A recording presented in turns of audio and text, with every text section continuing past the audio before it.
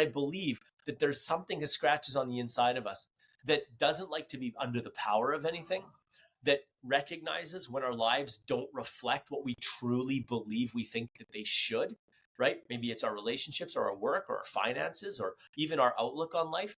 And so when that thing is stirring on the inside, what is that? Well, I believe in Genesis, we had a dominion mandate. We were made in God's image and likeness. So you were created in perfection. And so on the inside of you is a blueprint for the real, true, unique you. And when we don't live that, we are in conflict with who we really are. When we are in conflict, when we have negative emotions, is that it's because the image of God, that perfection we were created in, that unique identity rooted not only in God's image and likeness, but also in the unique identity he deposited on the inside of you and me. When our lives on the outside aren't reflecting what that feels like on the inside, that's when we live in conflict and dissonance. And when we live in conflict and dissonance, that's when you can see frustration, disappointment, discouragement, sadness, isolation, and those types of things. Or we begin to look to other areas of our life to actually feed that discontent. Maybe we went searching for a really high paying job and prestigious, company because we know what we want to accomplish, right? In God.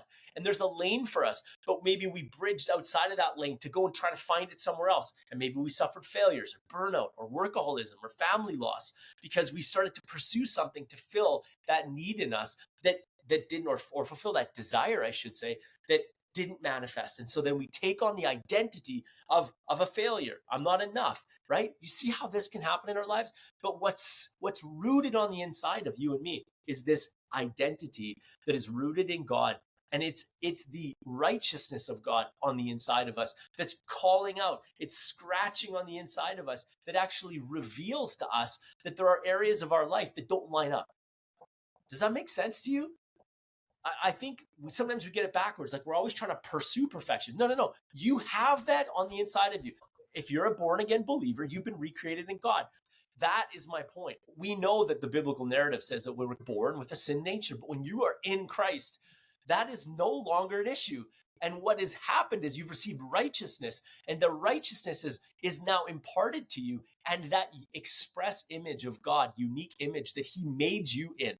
It was covered and shrouded by a sin nature. But now that sin nature is no longer the issue. That thing is still there, calling out to you every day, which can cause you to be in discontent. Why? Because the outside life you live, or some of the things that you carry in your life, they don't line up with that desire, that expression. It's not about us attaining something. It's about us returning to something.